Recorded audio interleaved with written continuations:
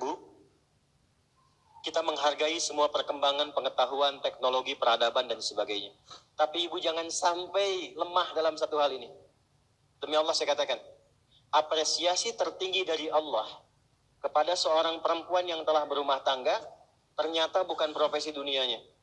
Tapi ketika ibu bisa optimal menjadi seorang ibu dengan semua tugasnya. Kalau belum menikah jadi seorang anak dengan tugasnya. Kalau menikah belum punya anak jadi seorang istri dengan tugasnya. Ini saya turutkan hadis-hadisnya. Jadi ibu itu ke surga, maaf ya, kalau nanti masuk dengan izin Allah misalnya, tingkat tertingginya itu bukan karena misalnya aktif mendampingi kegiatan di luar. Bukan karena aktif punya kegiatan banyak dengan teman-teman, bukan. Yang paling utama itu di rumah, anak bagaimana. Sehingga ketika suami pulang, dia membawa satu hasil dari kegiatannya. Dalam lelahnya dia menikmati candanya yang telah menyelesaikannya istrinya. Itu Bu, setiap apa yang dikerjakan kalau benar demikian, perhatikan hadisnya di At-Tirmidzi. Idza shallatil mar'atu shalataha wa shamat shamaha wa hafizat farjaha qila laha yaumal qiyamati udkhulil jannata min haitsu syi'ti. Kalau ada seorang perempuan enggak pernah salat sunnah, cuma salat fardu saja. Enggak pernah puasa sunnah, puasanya Ramadan saja. Dia menaati pada suaminya, menjaga kehormatan keluarganya. Dia menempatkan tugas di rumah sebagai tugas utamanya. Maka apa yang terjadi? Qila laha yaumal qiyamati, dikatakan kepada perempuan ini saat kembali kepada Allah di yaumil hisab, udkhulil jannata min haitsu syi'ti. Cepat langsung masuk surga dari pintu mana saja yang kamu kehendaki. Enggak ada hisab. Sekarang ibu enggak dilarang, silakan. Pengajian banyakin, optimalkan. Tapi dengan pengajian itu balik bawa ilmunya kepada anak. Kalau perlu aja. Kegiatan di luar silahkan. Tapi jangan sampai, maaf, ibu aktif di luar, tapi anak ibu dititipkan pada orang lain. Sehingga dia mendapatkan karakter dari perawatnya, bukan dari ibunya. Jadi wajar kalau dia nggak kenal ibunya. Wajar kalau nggak akrab. Wajar kalau dia mencari jati diri di luar. Kalau dia nggak kenal ibunya. Bangga kalau sudah banyak penampilan bisa dirubah.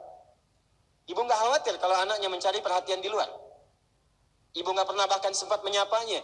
Cuman ketemu, berangkat, tidur, ketemu lagi. Lalu apa yang mau dicari dari apa yang dikumpulkan itu? Nah, Sayyidah Khadijah itu sebelum Nabi pulang itu sudah khatam. Makanya kita belum pernah dengar kan kisah cerita Fatimah merewelkan Nabi. Pernah nggak? Umi Kulsum merepotkan Nabi? Nggak ada.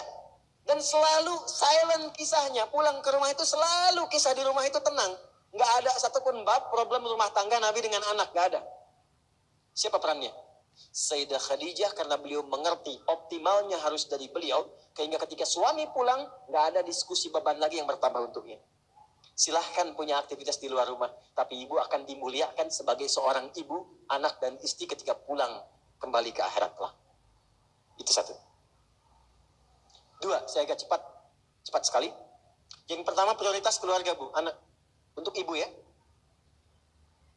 Selanjutnya, harta. Mohon maaf sebesar-besarnya.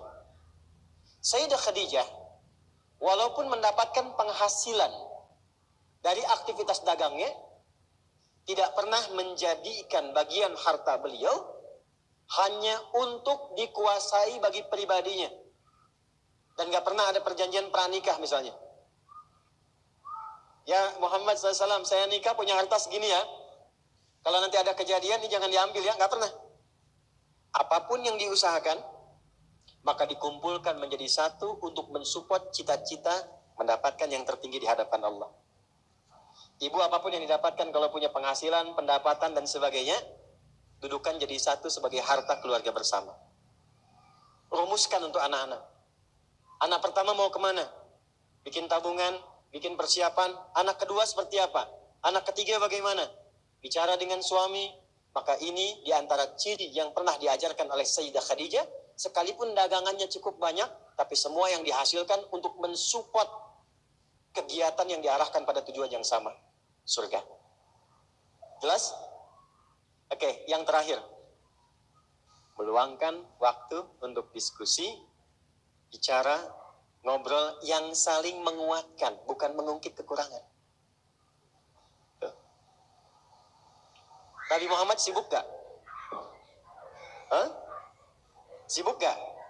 Banyak tantangan gak? Tapi ketika pulang ke rumah, ngobrolnya itu dengan Sayyidah Khadijah selalu yang baik-baik, yang romantis, yang saling menguatkan.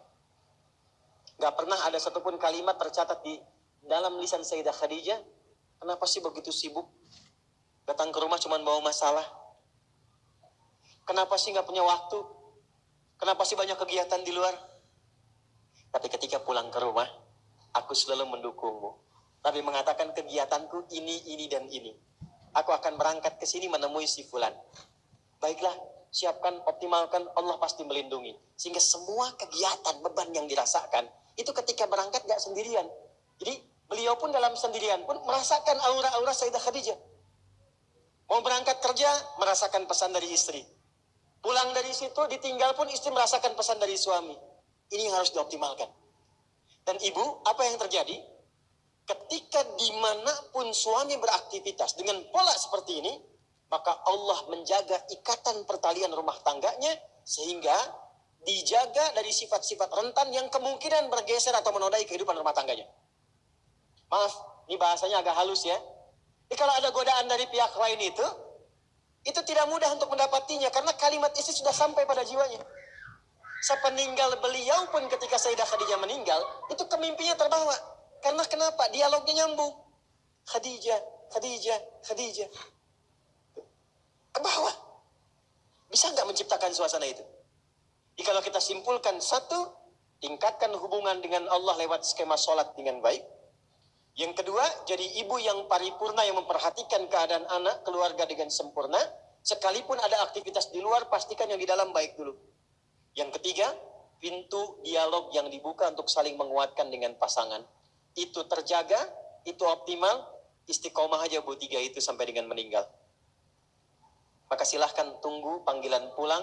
Ya ayyatuhan nafsul mutmainnah, irji'i ila rabbiki radiyatan mardiyah, fadkhuli fi ibadi wadkhuli jannati.